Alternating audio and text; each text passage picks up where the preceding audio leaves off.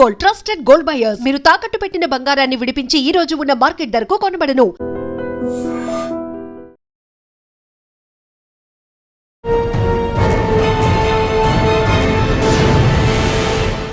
ఈ వారం మన guest one of the best police officer, పేరు పి సీతారాం గారు, ఎస్పీ ఈగల్ ఫోర్స్ తెలంగాణ. తల్లిదండ్రులు కూడా ఈ ఇంటర్వ్యూ ఎవరైనా చూసిన వాళ్ళు ఖచ్చితంగా గమనించాలి. ఒక పుష్ప సినిమా టైప్లో, ఈ సినిమా స్టైల్లో ఒకడు లారీలోని పెట్టి తీసుకొస్తుంటాడు.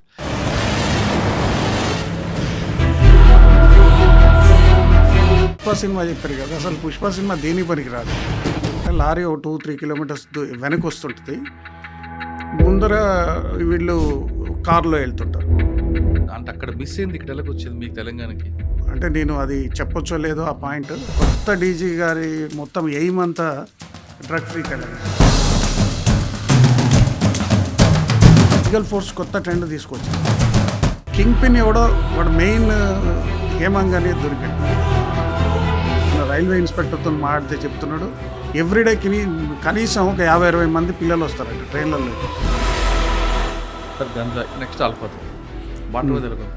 అల్ఫ్రాజోలం మీరు మొన్న చూశారు, రీసెంట్గా ఒక స్కూల్లో కూడా అల్ఫ్రాజోలం తయారు చేస్తున్నారు. సార్ ఇవన్నీ చేస్తున్నారు కదా, ఇంకా మీకు మెయిన్ ఛాలెంజ్ ఏమైనా ఎదురవుతుందా? సరే ఇంత చేస్తున్నా, ఇంకొక ఛాలెంజ్ దాన్ని కూడా క్రాక్ చేద్దామని. రీసెంట్ పరిస్థితుల్లో మేము చూసినప్పుడు చాలామంది తల్లిదండ్రులు గాంజా కొనుక్కోవడానికి డబ్బులు ఇవ్వనప్పుడు తల్లిదండ్రులని కొడుతున్నారు.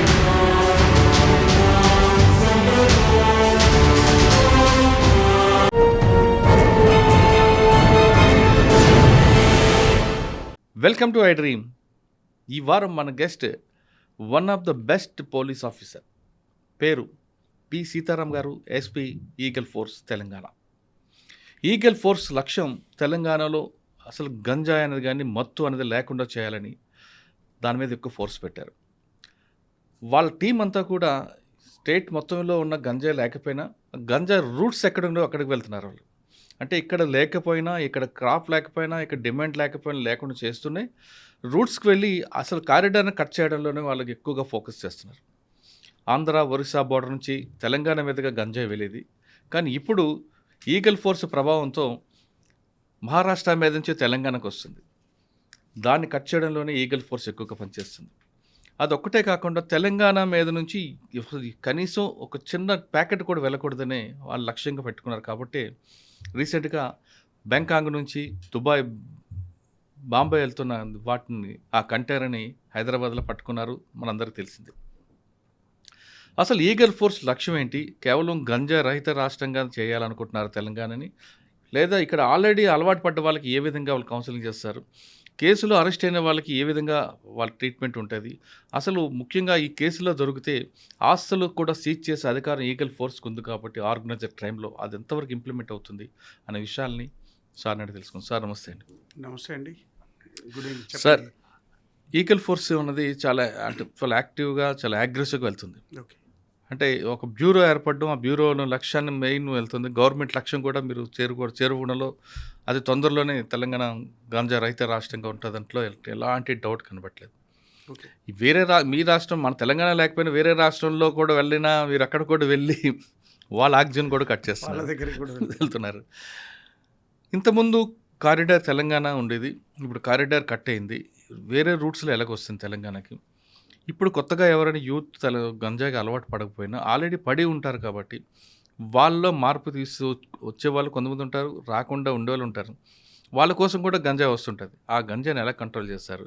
కేవలం గంజాయిని కాకుండా ఆల్ఫాజలం, సింథటిక్ డ్రగ్స్, వీటి మీద ఈగల్ ఫోర్స్ ఏ విధంగా ఫోకస్ చేస్తుంది? ఆ లక్ష్యం చేరుకుందో లేదా? ఇవన్నీ చెప్పే ముందు ఇటీవల ఒక పుష్ప సినిమా టైప్లో, ఈ సినిమా స్టైల్లో ఒకడు లారీలోని పెట్టి తీసుకొస్తుంటాడు. ఒకసారి ఆ కేసు నుంచి మనం స్టార్ట్ చేద్దాం. ముఖ్యంగా రీసెంట్ టైమ్స్లో ఒక 235 కిలోల గాంజా పట్టుకోవడం జరిగింది.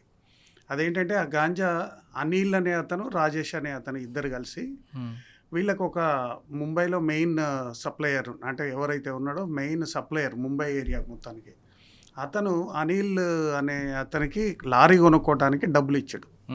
ఆ డబ్బుల కిందకి గాను అతను ఈ గాంజాయి నాకు సప్లై చేస్తే నీకు కొంత డబ్బు అప్పు, గాంజాయి సప్లై చేస్తూ అప్పు తీర్చేయాలి. ఇది అక్కడ ఉన్న ఒప్పందం వాళ్ళిద్దరి మధ్యలో ఉన్నది. సో వాళ్ళు బయలుదేరిన తర్వాత వాళ్ళు ఫస్ట్ రాజమండ్రిలో కన్సైన్మెంట్ ఏదో ఇచ్చేది ఉంటే అది ఇచ్చేసారు. ఇచ్చేసిన తర్వాత అక్కడి నుంచి వెళ్ళి మల్కాన్గిరి ఏరియాలో, ఒరిస్సాలో ఎక్కువ మల్కాన్గిరి, చిత్రకొండ, కొసింగి, బలిమెల ఇవన్నీ ఫేమస్ ఏరియాలో అందరికీ తెలిసినాయి ఆల్మోస్ట్. సో అక్కడికి వెళ్ళిన తర్వాత అక్కడి నుంచి గాంజాయి పర్చేజ్ చేసి వాడు దానికోసం ఏం చేశాడంటే ఎట్లాగో ఇవ్వాలి, లారీ ఉన్న తర్వాత వాడు ఎట్లాగో కన్సైన్మెంట్స్ వీడికి తీసుకొచ్చి గంజాయి ఇవ్వాలి కాబట్టి ఆ క్యాబిన్లో ఒక స్పెషల్ వాడికి ఒక చిన్న అరలాగా తయారు చేసుకున్నాడు పెద్దది, దాదాపు 200 నుంచి 300 కిలోలు పట్టేంత వీలుగా ఒక మంచి జోన్ ఒకటి తయారు చేసుకున్నాడు. క్యాబిన్లో ఎక్కడండి? సాధారణ క్యాబిన్లో పైన ఓకే. క్యాబిన్లో మీకు ఆ వీడియో కూడా చూపిస్తాను నేను. క్యాబిన్లో డ్రైవర్ సీట్ పైన ఒక క్యాబిన్ లాగా తయారు చేసాడు వాడు. క్యాబిన్ కొంచెం సైజు తక్కువ చేసి పైన గంజాయి ఒక 200 కిలోలు పట్టేంత ఒకటి షెల్ఫ్, ఒక స్పెషల్ షెల్ఫ్ ఒకటి తయారు చేశాడు. దానికి నార్మల్గా అది కనిపించకుండా దానికి ఒక డోర్ ఈ రకంగా తయారు చేశాడు. ఫస్ట్ చేసి అక్కడి నుంచి బయలుదేరి యాక్చువల్గా పూనాలో డెలివరీ ఇవ్వాలి. పూనాకి వెళ్తున్న క్రమంలో మేము పంతంగి టోల్గేట్ దగ్గర నుంచి దాన్ని ఫాలో చేస్తూ ఆల్మోస్ట్ రామోజీ ఫిలిం సిటీ దాటి ఆ అవుటర్ ఎక్కుతున్న టైంలో వాళ్ళని పట్టుకోవడం జరిగింది. పట్టుకున్న తర్వాత చాలా వరకు మీరు పుష్ప సినిమా చెప్పారు కదా, అసలు పుష్ప సినిమా దేనికి పనికిరాదు. ఆ గాంజా స్మగ్లింగ్ చేసే ఒక్కొక్కళ్ళు వాళ్ళు తీసుకునే ప్రికాషన్స్, వాళ్ళు అసలు ఒక్కొక్కళ్ళు కొత్త, అంటే మేము ఈగిల్ ఫోర్స్ వెళ్ళినప్పుడు ప్రతిసారి మాకు ఒక కొత్త ఆపరేషన్ లాగే ఉంది ఇది. ఎందుకంటే ప్రతిసారి మార్చేస్తున్నారు, సేమ్ పందా ఉండట్లే. 2-3 టైమ్స్ ఎక్కువ మాత్రం మనం తీసుకున్నప్పుడు ఈ లారీ క్యాబిన్లో ఎక్కువ దొరకటం జరిగింది. సో తీసుకుని జాగ్రత్త చూసి దాని తర్వాత ఎందుకో డౌట్ వచ్చి ఎక్కడ చూసినా లేదు, మొత్తం లారీలో ఎక్కడ లేదు. చూసిన తర్వాత ఎందుకో పైకి చూస్తే అక్కడ అరలాగుంది. మా డిఎస్పీ గారు, మా టీం ఏదైతే ఉందో ఎస్టీఎఫ్ టీము, వాళ్ళు పట్టుకోవడం జరిగింది. మధుమోహన్ అని ఇన్స్పెక్టర్ అండ్ సంతోష్ అని, మధుమోహన్ డిఎస్పీ, సంతోష్ ఇన్స్పెక్టర్, ఇద్దరు పట్టుకోవడం జరిగింది. పట్టుకున్న తర్వాత దాంట్లోంచి అంటే లోపల నుంచి ఒక్కొక్కటి మళ్ళీ వాళ్ళే తీయగలుగుతారు. అది చాలా జాగ్రత్తగా ఏదైతే ఉందో కవర్స్ ఏమాత్రం చిరిగిపోకుండా జాగ్రత్తగా తీయగలుగుతారు.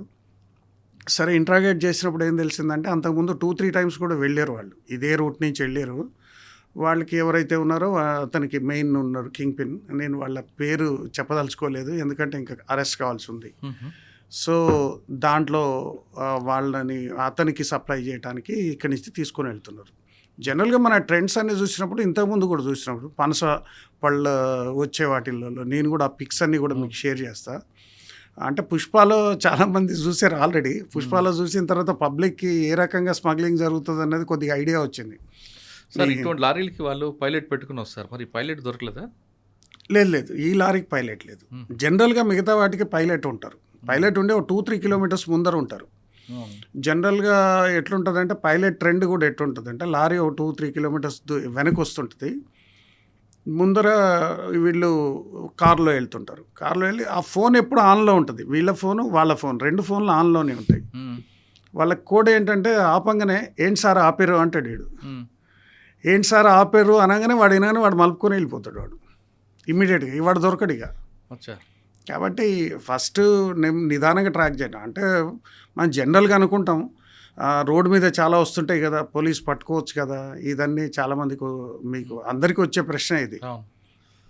దీంట్లో ఏంటంటే మనం తీసుకున్నప్పుడు నార్మల్గా నేషనల్ హైవే 9 తీసుకోండి, మనది జనరల్గా ఏది గాంజా ఎక్కువ ఫ్లో అవుతుంది అనుకునే తీసుకుంటే పర్ డే 30 నుంచి 35 వేల వెహికల్స్ పోతాయి.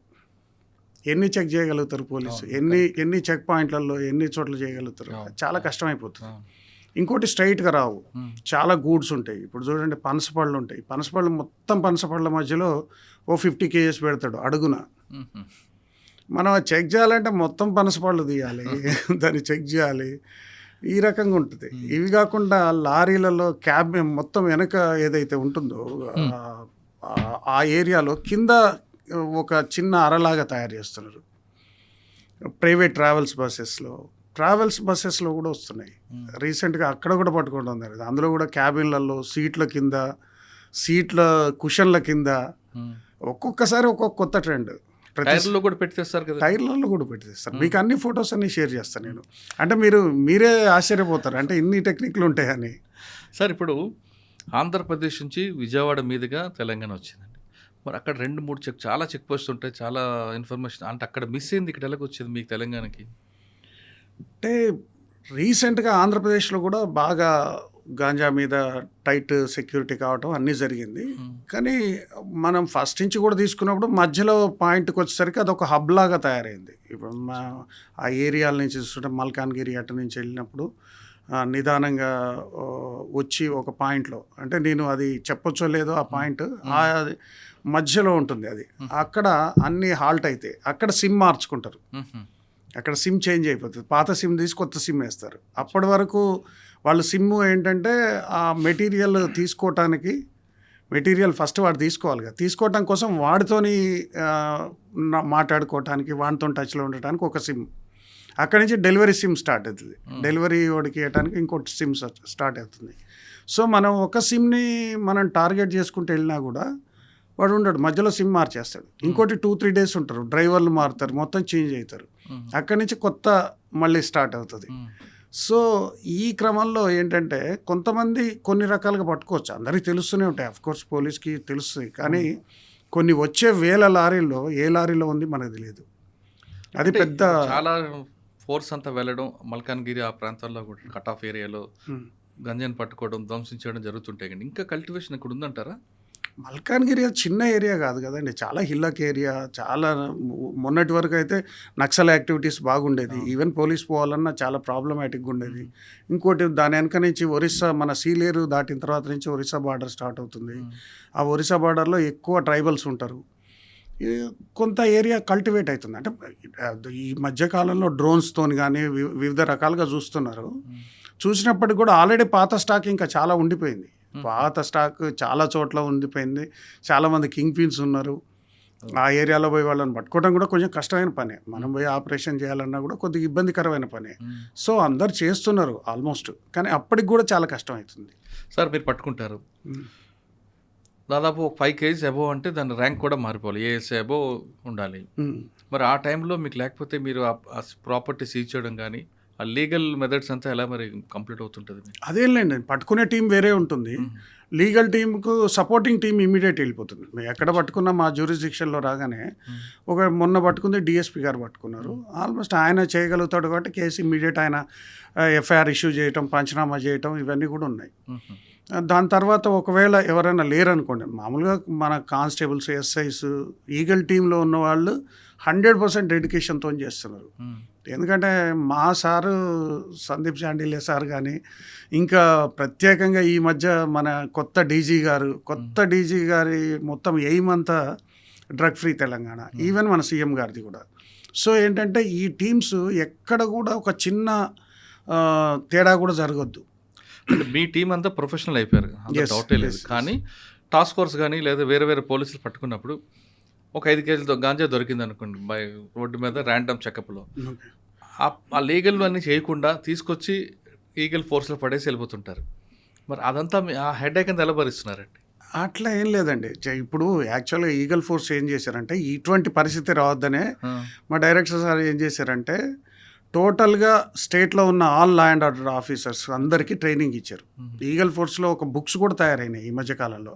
అంటే మాకు ఎసెన్షియల్ థింగ్స్ టు డూ, ఏదైతే ఇన్వెస్టిగేషన్లో ఎసెన్షియల్గా మేము తీసుకోవాల్సిన జాగ్రత్తలు ఏంటి, స్టెప్ బై స్టెప్ ఒక 25 ప్రొఫార్మర్స్ ఎస్ఓపి ఉంది, సపరేట్ ఎస్ఓపి చేసి, అంటే ఎవరు ప్రతి ఒక్క యూనిఫామ్ ఆఫీసర్ మస్ట్గా చేయాలి. ప్రతి పోలీస్ స్టేషన్లో అది ఉంది. అంటే ఎవరేం చేయాల్సిన అవసరం లేదు, జస్ట్ ఆ బుక్ ముందర పెట్టుకుంటే మొత్తం చేయగలుగుతారు. ఆ విధమైన ఎస్ఓపి ఒకటి క్రియేట్ చేయడం జరిగింది. అయితే పర్వాలేదు, చాలా ఈజీగా చేయగలుగుతున్నారు. చాలామంది కూడా కేసు రిజిస్టర్ చేయడం, ఇన్వెస్టిగేషన్లో చాలా వరకు తెలంగాణలో అయితే చాలా పర్ఫెక్ట్ అవుతున్నారు ఈ మధ్యకాలంలో. సార్ రోడ్డు మీద అయితే మీరు ట్రాక్ చేశారు, ఓవర్ అదర్ పట్టుకున్నారు, ఓకే. సికింద్రాబాద్ స్టేషన్లో అయితే రెగ్యులర్గా దొరుకుతున్నాయండి. కొనార్క్ ట్రైన్ వచ్చిందంటే గాంజా దొరుకుతుంది. కొనార్క్ ట్రైన్ పాతది, వేరే పూర్ణ ఎక్స్ప్రెస్. అవునా? పూర్ణ ఎక్స్ప్రెస్ బీదర్ అటు ఇటు పోతుంటుంది. పూర్ణ ఎక్స్ప్రెస్ ఇక్కడ నుంచి అక్కడ పోవటానికి 100 రూపాయలు పోతారు. ఒక 3 కిలోలు, 2 కిలోలు, 5 కిలోలు, 10 కిలోల వరకు తీసుకొని మళ్ళీ వస్తారు.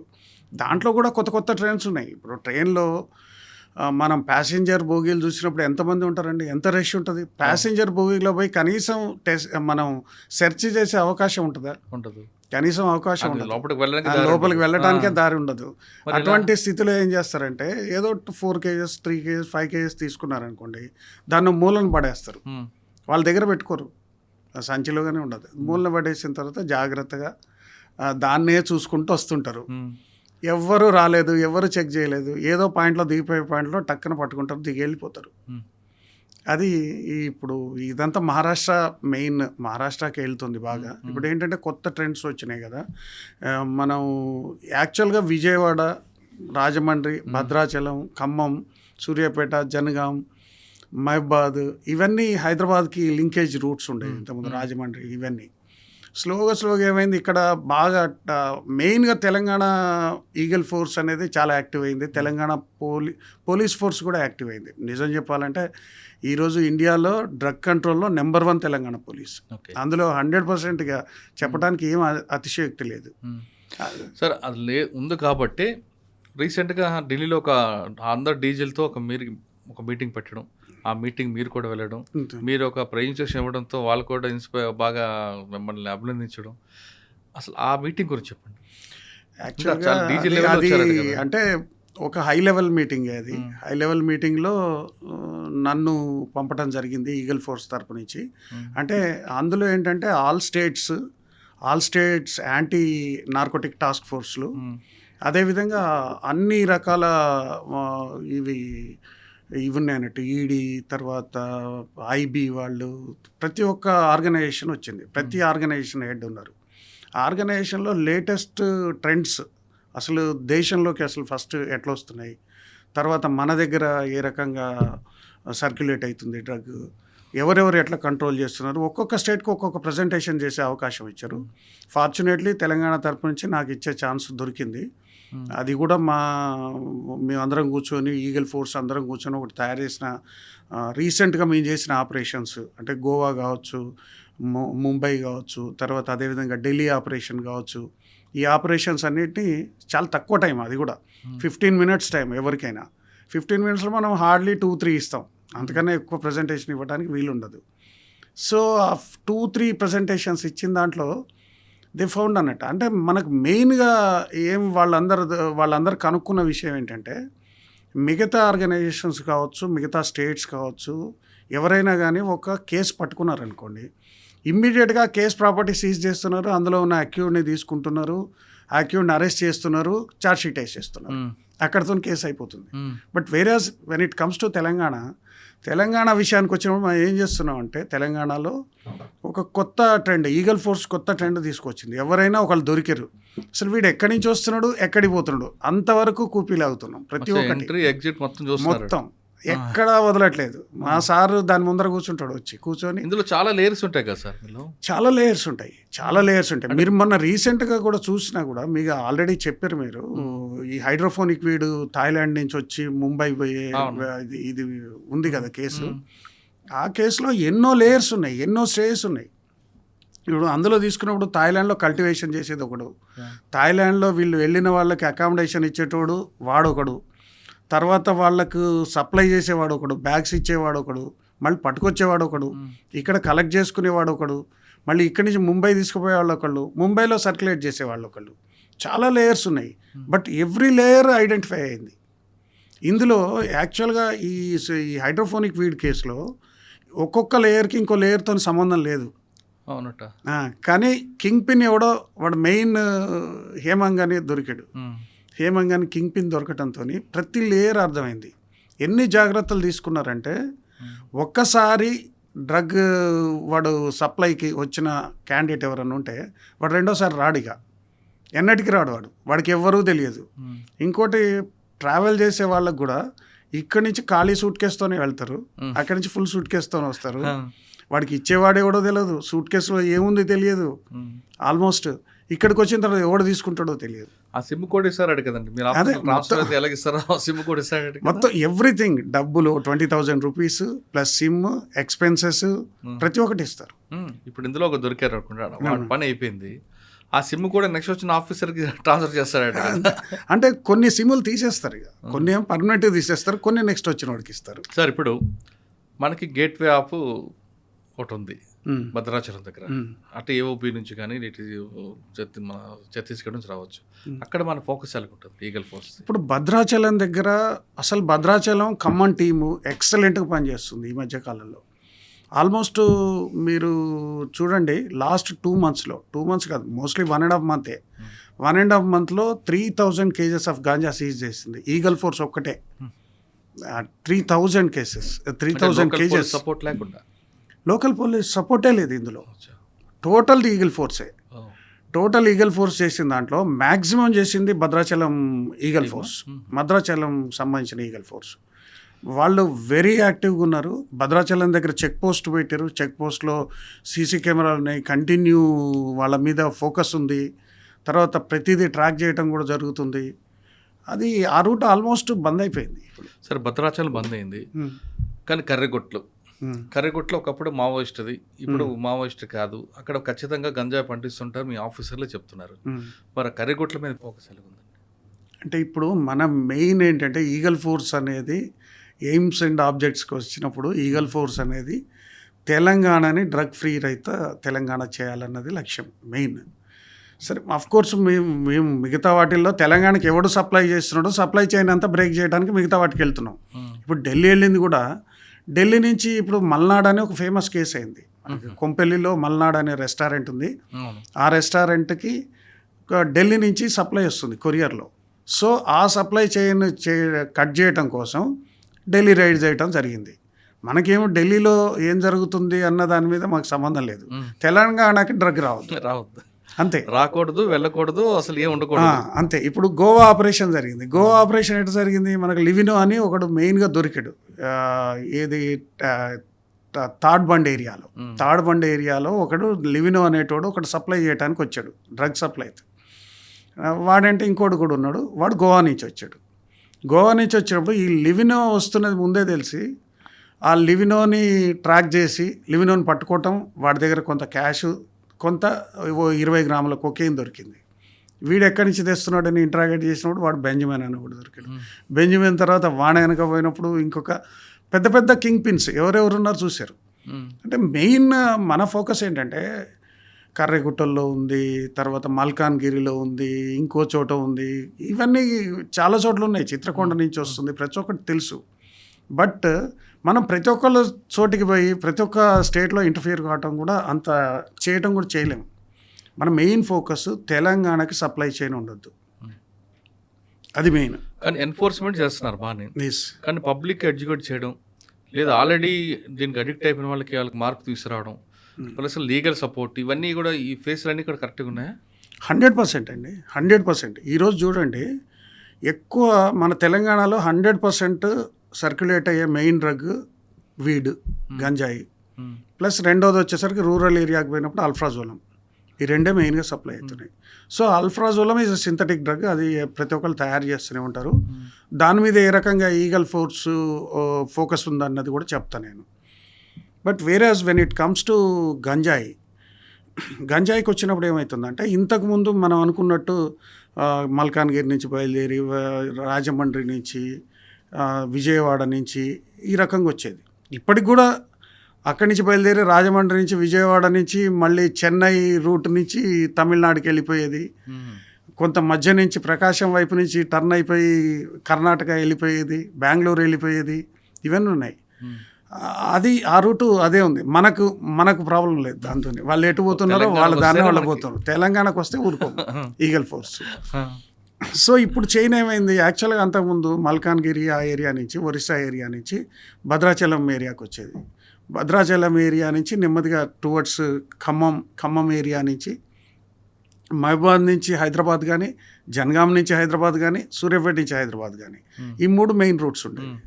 సో ఎప్పుడైతే ఈ 3 రూట్లలో చాలా టైట్ అయిపోయి భద్రాచలంలో ఇప్పుడు చూడండి 1.5 monthలో 3,000 కేజెస్ ఆఫ్ గాంజా దొరికిందంటే వాళ్ళకి ఎంత నష్టం? వాడు అటు పంపుతాడు, ఇక వాడు పంపడాడు, ఆటోమేటిక్గా వాడు కట్ చేసేసాడు. కట్ చేసి ఇప్పుడు ఆ ఏరియా నుంచి మనకు ఈ ఒరిస్సా ఏరియా నుంచి డైరెక్ట్ ఛత్తీస్గఢ్ వెళ్ళిపోతుంది. ఛత్తీస్గఢ్ నుంచి డైరెక్ట్ మహారాష్ట్ర పోతుంది. అచ్చా. రూట్ మారిపోయింది ఆహా. ఇప్పుడు మొత్తం. అది కొంచెం కష్టమైన రూటే, మళ్ళా హైవే కాదు, అవునండి. బట్ వాళ్ళకి ఈజీగా ఉంది, దొరకట్లేదు. సో ఛత్తీస్గఢ్ నుంచి మళ్ళీ ఇక్కడ రూట్ బాగుందండి. కొంత బాగుంటుంది, కొంత బాగుంటుంది. కాంకేర్, గడ్చిరోలి, మహారాష్ట్ర, గడ్చిరోలి అక్కడ ఆ ఏరియాలో బాగుంది, మంచిగా ఉంది. కానీ కొన్ని ఏరియాలు మెయిన్గా ఒరిస్సా నుంచి అక్కడ దాకా పోయే రోడ్స్ బాగాలేవు. రాయ్పూర్ దాకా ఆ ఏరియా రీచ్ అయిన దాకా కొంత అంత బాగాలేవు రూట్స్. స్టిల్ దే గో, వాళ్ళు వెళ్తూనే ఉంటారు. సో అక్కడి నుంచి మనకి మెయిన్గా వచ్చేసి నాగ్పూర్ కావచ్చు, తర్వాత నాందేడ్ కావచ్చు, తర్వాత మన ఇది షిర్డీ, వీటన్నిటికీ పూణే, వీటన్నిటికీ సప్లై అవుతుంది, అక్కడికి వస్తుంది. అక్కడికి వచ్చి అక్కడి నుంచి ఒక రూట్ ద్వారా నాగ్పూర్ టు ఢిల్లీ హైవే ఉంది, హైవే నుంచి ఢిల్లీకి వెళ్ళిపోతుంది. మళ్ళీ బై రోడే వెళ్తుంది అది కూడా. కొన్ని మీరు నమ్మరు, చిన్న చిన్న ఆటోల్లో కూడా ఢిల్లీ పోతున్నాయి ఆటోలు. ఒరిస్సా నుంచి ఢిల్లీ పోతున్నాయి ఆటోలు, వైట్ ఆటోలు చిన్న చిన్నవి ఉంటాయి, వాటిల్లో ఢిల్లీ వెళ్ళిపోతున్నారు. సో ఇవన్నీ అక్కడ రీచ్ అవుతాయి, అక్కడ డంప్ అవుతాయి మొత్తం. అక్కడ డంప్ అయిన తర్వాత అక్కడి నుంచి తెలంగాణకు మళ్ళీ 2 kgs 3 kgs 5 kgs 10 kgs ఇట్లా వస్తున్నాయి. మళ్ళీ ఇప్పుడు రూట్ మారింది. అంటే పెద్ద మొత్తాలు అయితే పట్టుకుంటున్నారు, పోలీసు వదలట్లేదు, పెద్ద పెద్ద కేసులు అవుతున్నాయి. సో చిన్న చిన్న మొత్తాలు తెచ్చుకొని అమ్ముకోవడం జరుగుతుంది. ఓకే. సో ఇక్కడ మన స్టేట్ వరకు అంటే మీకు ఇంటెలిజెన్స్ ఉంటుంది, ఏఓబిలో, నాగ్పూర్లో, ఛత్తీస్గఢ్లో మీకు ఎలా ఇన్పుట్స్ ఉంటాయండి అక్కడి నుంచి? ఇప్పుడు మనకు కొత్త అక్యూడ్ దొరుకుతుంటాడండి, ఇక్కడ ఎవడో ఉంటాడు, వాడు ఎక్కడి నుంచి వస్తున్నాడో తెలుసు. ఇప్పుడు రీసెంట్గా కూడా బీదర్లో కూడా పెద్ద ఆపరేషన్ చేద్దామని అనుకున్నాం, కొంతవరకు చేసి ఆగింది. ఇప్పుడు వాడు అసలు మెయిన్ సప్లై ఎక్కడి నుంచి వస్తుంది అన్నది మనకు అర్థమైపోతుంది కదా. అందరికీ తెలుసు, ఆల్మోస్ట్ ఒరిస్సా అనేది ఇండియాలోనే పెద్ద సప్లై చైన్ ఉన్న ఏరియా. అక్కడ కేవలం శీలావతి అనే ఒక గంజా తప్ప ఇంకా వేరే ఉండవు కదండి. శీలావతి ఉంటాయి, నార్మల్ గంజాలు కూడా ఉంటాయి. నార్మల్ గంజా దొరికి శీలావతి అంటే కొంచెం టీహెచ్సి పర్సెంటేజ్ ఎక్కువ, అందులో టీహెచ్సి ఎక్కువ ఉంటుంది. సో దాని గురించి కొద్దిగా స్ట్రాంగ్ అన్నట్టు, దొరికే గంజాలో కొద్దిగా స్ట్రాంగ్. సో దాని గురించి వెళ్తారు. సో ఇప్పుడు దీన్ని ఈ రూట్ మార్చి అది అక్కడ దానికి నాందేడ్, నాగ్పూర్, పూణే, తర్వాత షిర్డీ, ఈ ఏరియాకి అంకోలా, వీటన్నిటికి వెళ్ళిన తర్వాత మళ్ళీ అక్కడి నుంచి రిటర్న్ హైదరాబాద్ రివర్స్లో వస్తుంది హైదరాబాద్. మళ్ళీ హైదరాబాద్, తెలంగాణ ఏరియాలకి. ఇప్పుడు కొంతమంది రీసెంట్గా చూసినప్పుడు నారాయణ ఖేడ్ ఏరియాలో ఉన్న కొంత కమ్యూనిటీ, కొంత నారాయణ ఖేడ్లు ఎప్పటి నుంచో పండించేవారు కదండి. ఇప్పుడు కల్టివేషన్ లేదు తెలంగాణలో, 100% కల్టివేషన్ లేదండి. చాలా అంటే ఎవరో తెలియక 1-2 చెట్లు, అంటే మామూలు జనరల్గా విత్తనాలు చల్లే టైంలో ఏదైనా పొరపాటున చల్లితే రావచ్చు, కానీ 100% కల్టివేషన్ లేదు, ఇది మాత్రం guarantee. Okay sir. Ganja next alprazolam, alprazolam మీరు మొన్న చూశారు, రీసెంట్గా ఒక స్కూల్లో కూడా అల్ఫ్రాజోలం తయారు చేస్తున్నారు. ఈ అల్ఫ్రాజోలము, తర్వాత మెఫిడ్రోను, మెథాంఫిటమైన్, ఇవన్నీ సింథటిక్ డ్రగ్స్ కూడా తీసుకున్నప్పుడు చాలామంది ఏంటంటే మేధా స్కూల్లో రీసెంట్గా పట్టుకున్నాం, గుర్తుందా మీకు? బోయిన్పల్లి ఏరియాలో మేధా స్కూల్లో పట్టుకొని చూసినప్పుడు పైన ఒక రూమ్ తీసుకొని చేస్తూ కళ్ళు కాంపౌండ్ సప్లై చేస్తుంటాడు. అతను కూడా గౌడే కాబట్టి గౌడ్ కమ్యూనిటీలో సర్క్యులేట్ చేస్తాడు, మన మహబూబ్నగర్కి చెందిన అతను. అయితే మళ్ళీ రీసెంట్గా చూస్తే మొన్న దొరికాడు, మళ్ళీ మార్చిలో రిలీజ్ అయినాడు. మార్చిలో రిలీజ్ అయ్యి మళ్ళీ పోయి మహబూబ్నగర్ ఏరియాలో ఒక ఫామ్ హౌస్ ఒకటి తీసుకొని, ఆ ఫామ్ హౌస్లో మళ్ళీ కొత్తగా రీసెంట్గా మేము వెళ్ళి రైడ్ చేస్తే మంచి దేవుడి పటాలు పెట్టి కొబ్బరికాయలు కొట్టి అన్నీ మంచి పూజ చేసి బ్రహ్మాండంగా స్టార్ట్ చేశాడు. కానీ దురదృష్టం కొద్దీ మళ్ళీ దొరికాడు. సార్ ఒకసారి చేసి లోపలికి వెళ్ళాడు, పనిష్మెంట్ ఉంది, మళ్ళీ బయటకు వచ్చేసాడంటే ఆయనకి మన సిస్టమ్ మీద లూప్ హోల్స్ అని తెలుసా, లేదు ఎవడైతే ఏం చేస్తాడో ఒక ధైర్యమా? గతి లేక ఇప్పుడు చాలామంది ఉంటారండి, కంటిన్యూగా గాంజాలో లోపలికి వెళ్తుంటారు. ఇప్పుడు మనం అంటే వేరే బిజినెస్ ఇప్పుడు మనకి నానక్రామ్గూడ ఏరియాలో ఫేమస్ ఒక లేడీ అమ్ముతుంటుంది, మీకు తెలుసు.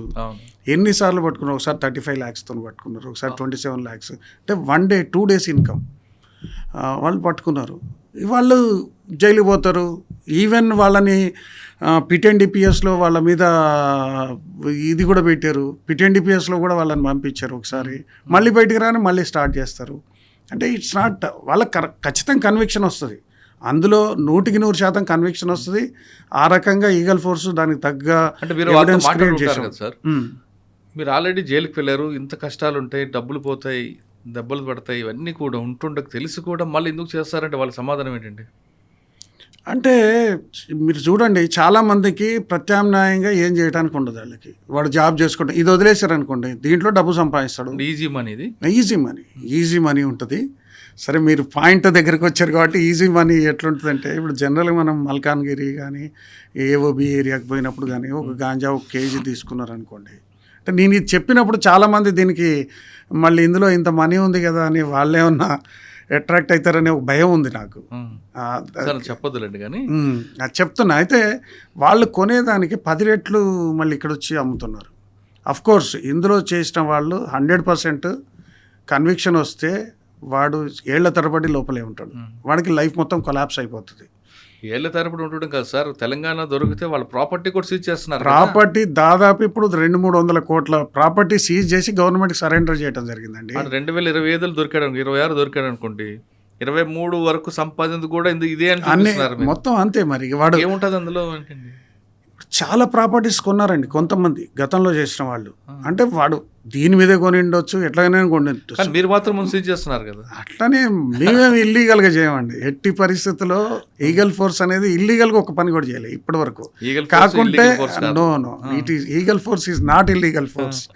సో ఇందులో ఏంటంటే 100% ఎవడైతే కరెక్ట్ కింగ్ పిన్ వీడిని కనుక కరెక్ట్ టైట్ చేస్తే సొసైటీకి లాభం జరుగుద్ది, లేదా ఈ సొసైటీలో ఖచ్చితంగా ఈ డ్రగ్ ఫ్లో కొంత ఆపొచ్చు అని అనిపిస్తుందో వాళ్ళ మీద మాత్రం చాలా సివియర్ యాక్షన్ ఉంది, అందులో నో డౌట్. ఎందుకంటే అట్లాంటి వాళ్ళని ఆపనప్పుడు సొసైటీ చాలా చెడిపోతుంది. సార్, మీరు ఆల్ఫా జులం గంజా మీద ఎక్కువ ఫోకస్ చేశారు. ఇంకా బాగా డబ్బు ఉన్నదైతే డ్రగ్స్ అది వేరే వెళ్తున్నారు, వాటి మీద కూడా ఈగల్ ఫోర్స్ వెళ్తుంది.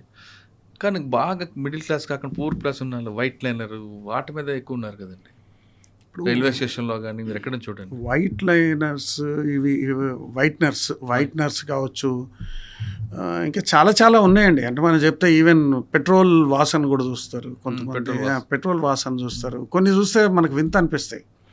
సరే, అవి ఈజీగా మామూలుగా అవైలబుల్గా ఐటమ్స్ కాదండి, వాటిని కంట్రోల్ చేయడం చాలా కష్టం. అయితే వాటితో కూడా రీసెంట్గా ఏంటంటే ఆల్ ఎన్జిఓస్ని వాళ్ళందరినీ, ఎన్జిఓస్ అనేటోళ్ళు చాలామంది ఉన్నారు కూడా మీరు చూడండి, రూరల్ ఎంపవర్మెంట్ చేయడానికి, తర్వాత ఈ ఆర్ఫన్ చిల్డ్రన్ని మంచిగా చేయడానికి, వీళ్ళందరూ ఎన్జిఓస్ చాలా ఉన్నాయి.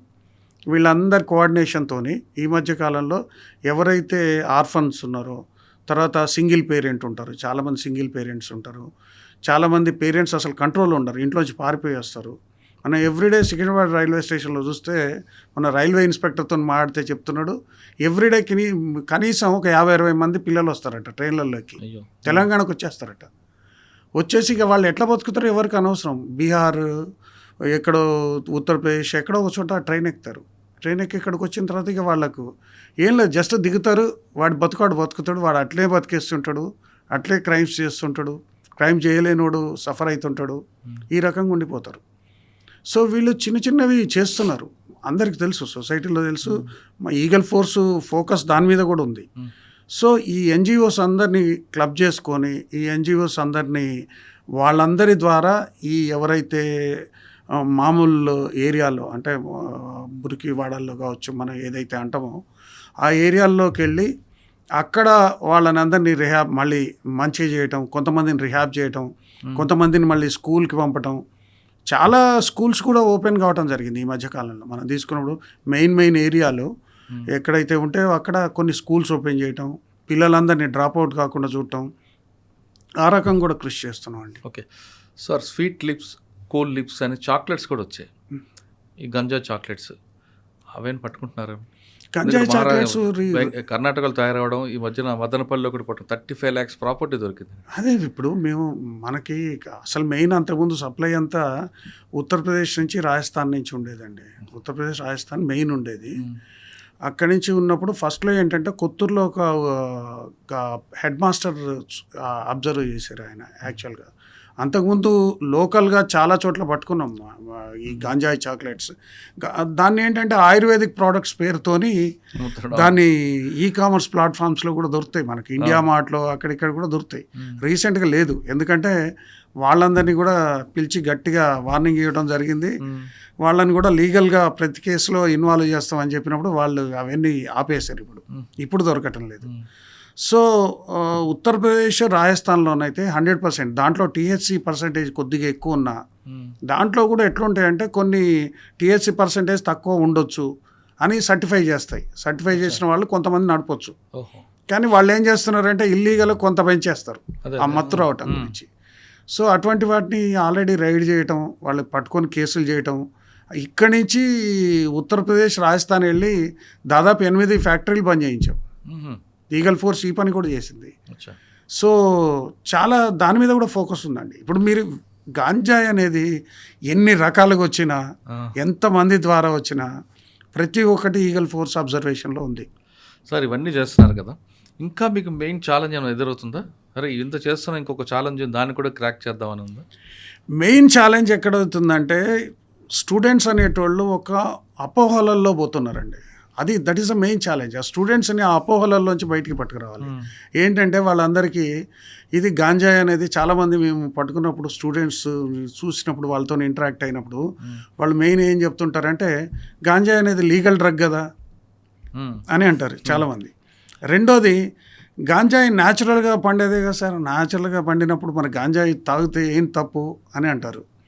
తర్వాత ఇంకోటి, గాంజాయి అనేది చాలామందికి పిల్లలకి ఏంటంటే ఫోకస్ పెంచుకుంటుంది. చదువుతున్న పిల్లలు ఎవరన్నా ఉంటే వానికి ఫోకస్ పెరుగుతుంది, బ్రెయిన్ని మంచిగా కండిషన్లోకి తెస్తుంది. ఇవన్నీ అపోహలు కొన్ని. ఇదే రకంగా కొకైన్కి వెళ్ళారనుకోండి, గ్లామర్ పెంచుతుంది.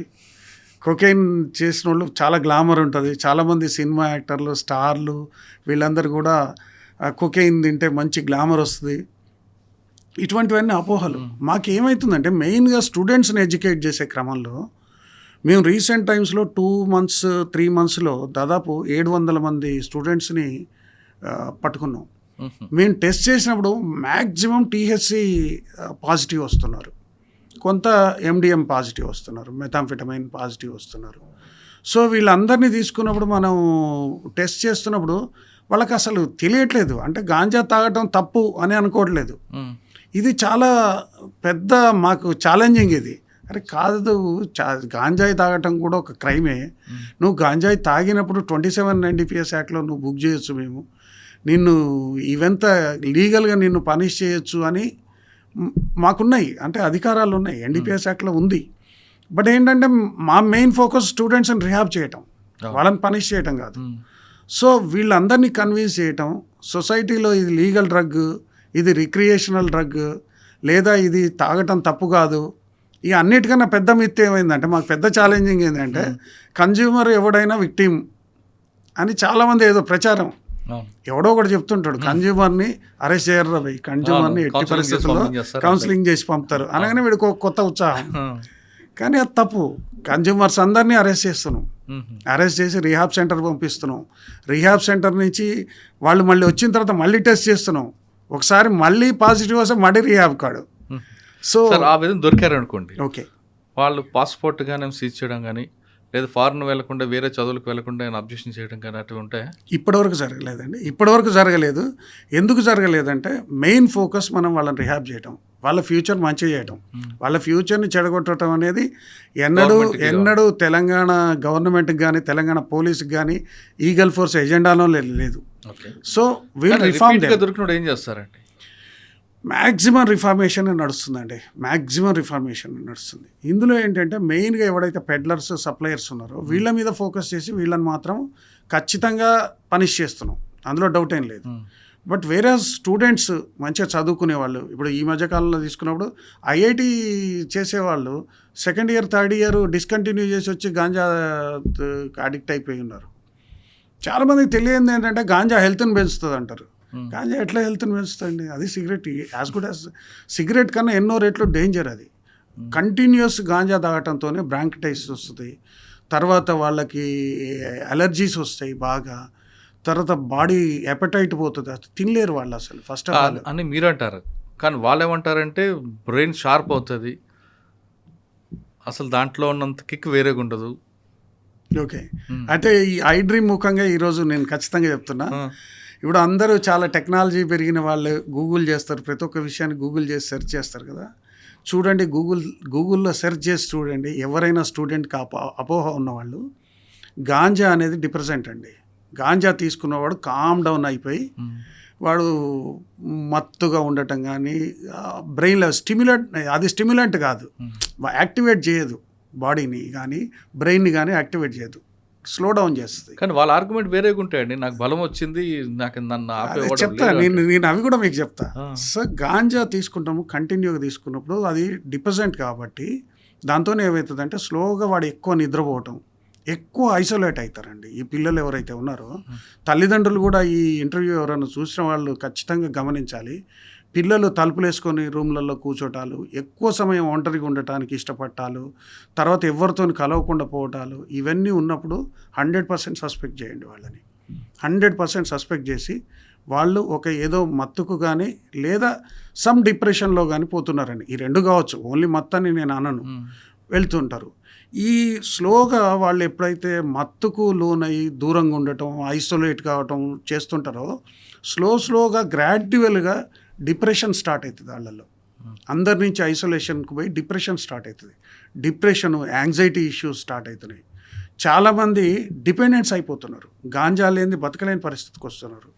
రీసెంట్ పరిస్థితుల్లో మేము చూసినప్పుడు చాలామంది తల్లిదండ్రులు గాంజా కొనుక్కోవడానికి డబ్బులు ఇవ్వనప్పుడు తల్లిదండ్రులను కొడుతున్నారు, ఇంట్లో ఫర్నిచర్ అంతా ధ్వంసం చేస్తున్నారు పిల్లలు. ఎందుకంటే వాళ్ళ మెంటల్ బ్యాలెన్స్ పోయింది, బ్రెయిన్ కంప్లీట్ కరప్ట్ అయిపోయింది. బ్రెయిన్ మొత్తం గాంజా ఈ కన్జంప్షన్తో వాళ్ళు ఎఫెక్ట్ అయిపోయి అది లేని ఉండలేని పరిస్థితికి వచ్చారు. కంప్లీట్ వాళ్ళు గాంజా డిపెండెన్స్ అయిపోయినారు. తర్వాత మీరు చూడండి, సివియర్గా ఈ గాంజా కంటిన్యూ కొట్టే వాళ్ళందరికీ సివియర్గా ఇవి వస్తాయి, మనకు హార్ట్కి సంబంధించి కానీ ఇవన్నీ డిసీజెస్ లాగా స్టార్ట్ అవుతాయి. అంటే వాడు బ్రాంకటైటిస్, తర్వాత కొన్ని రకాలుగా చెస్ట్లో కొన్ని రకాల కంజెషన్స్ రావటం కానీ, వాడు ఫ్రీగా ఉండలేకపోవటం కానీ, అది లేకపోతే ఆలోచించలేకపోవటం కానీ, కంప్లీట్ ఆల్మోస్ట్ పిచ్చోడయ్యే స్టేజ్ దాకా వస్తారు. ఈ పిల్లలందరూ ఇది తెలుసుకోవాలి. ఫస్ట్లో 1-2 సార్లు మంచిగా అనిపించవచ్చు. ఇప్పుడు జనరల్గా చూడండి, ఒక తాగుబోతు కానీ ఏదైనా ఒక ఆల్కహాల్ కానీ తీసుకున్నప్పుడు 1-2 పెగ్స్ తాగినోడు బాగానే ఉంటాడు, ఏదో ఒక రకంగా ఉంటాడు. వాడు స్లోగా డిపెండెంట్ అయిపోయి దాన్ని ఎక్కువ తాగటం మొదలుపెట్టిన తర్వాత బ్రెయిన్ వాని కంట్రోల్లోంచి వెళ్ళిపోతుంది ఆటోమేటిక్గా. ఇది అంతకన్నా డేంజర్. కాబట్టి గాంజా అనేది ఎట్టి పరిస్థితుల్లో లీగల్ డ్రగ్ కాదు, చాలా హార్ష్ పనిష్మెంట్స్ ఉంటాయి. ఎవరైనా గాంజా కన్జంప్షన్ చేసినా కూడా ఈ మధ్యకాలంలో ఎఫ్ఐఆర్ ఇష్యూ చేస్తున్నాం, వాళ్ళని కోర్టు తీసుకుపోతున్నాం, వాళ్ళని రిహాబ్ సెంటర్లో పెడుతున్నాం. వాళ్ళు మారి రావాలన్నది తెలంగాణ పోలీస్ సంకల్పం. పిల్లలందరూ కూడా అటు వెళ్ళే వాళ్ళందరూ కానీ, అటు ఆ గాంజాకు అలవాటు పడిన వాళ్ళందరూ కానీ మళ్ళీ మెయిన్ స్ట్రీమ్లోకి రావాలి. వాళ్ళు ఆ మార్గం వదిలేసి మళ్ళీ ఈ మార్గంలోకి వచ్చి ఈ మార్గం నుంచి మంచిగా చదువుకొని ఉన్నత స్థానాలకు వెళ్ళాలన్నదే తెలంగాణ పోలీస్ కానీ ఈగల్ పోలీస్ సంకల్పం 100%. సార్, ఫోర్స్ మీద చూపిస్తున్నారు మీరు. అదేవిధంగా వాళ్ళ స్టూడెంట్స్లో ఎడ్యుకేట్ చేయడం ఇప్పుడు మీరు చెప్పినట్టు చేస్తున్నారు. ఇటీవల కాలం కొన్ని కాలేజెస్ కూడా వెళ్ళినట్టున్నారు మీరు. చాలా కాలేజెస్ వెళ్ళామండి. అవేర్నెస్ ప్రోగ్రాంలు దాదాపు 2,542 ప్రోగ్రాంలు చేసాం.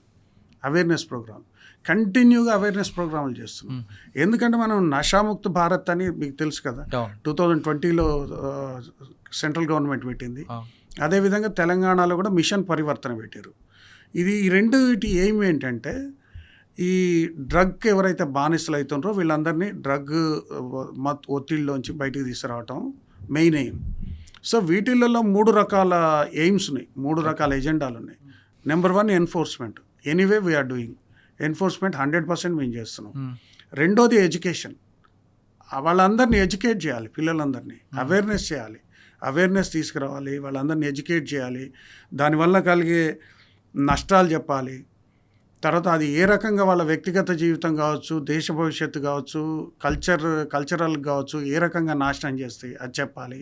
ద థర్డ్ వన్ వచ్చేసి ఎవరైతే ఆల్రెడీ డిపెండెంట్స్ ఉంటారో బాగా అడిక్ట్ అయిపోయిన వాళ్ళని రిహాబ్ సెంటర్లో పంపటం. ఈ 3 ఎయిమ్స్తోనే స్టార్ట్ అయింది. ఈ 3 ఎయిమ్స్లో ఎన్ని సక్సెస్ అయ్యండి? 3 సక్సెస్ అయ్యా? కంటిన్యూగా అవుతుంటాయండి. ఇప్పుడు ఒకటి 100% ఇరాడికేషన్ అంటే మీకు తెలుసు, 100% తీసుకురావటం ఏదో మాటల్లో చెప్పొచ్చు, ఏదని చెప్పొచ్చు. ఎంత కష్టమైన పనో Correct. మీకు తెలుసు. ఎందుకంటే మీరు ఎన్నో పోలీస్ ఇంటర్వ్యూలు అంటే నాకు తెలిసి ఈ ఆల్మోస్ట్ పోలీస్ ఆఫీసర్లకు చాలా మందికి ఉన్న నాలెడ్జ్ అంతా ఇప్పుడు మీ బ్రెయిన్లోకి వచ్చి మీరు అందరు పోలీస్ ఆఫీసర్ల కన్నా ఎక్కువ ఆలోచించే లెవెల్కి వచ్చి ఉంటారు. సార్ ఫైనల్గా చెప్పండి, రైట్. మీరు తీసుకున్న వాళ్ళకి పేరెంట్స్కి ఎలా సూచనలు ఇచ్చారు, కానీ దీన్నే రిపీట్గా చేస్తూ దీని మీదే బతుకుతున్న స్మగ్లర్స్కి మీరు ఇచ్చే వార్నింగ్ ఏంటండి? ఇక్కడ స్మగ్లర్స్, పెడ్లర్స్, సప్లయర్స్ ఎవరైతే ఉన్నారో మొత్తం ఆల్మోస్ట్ అందరి డేటా ఉంది.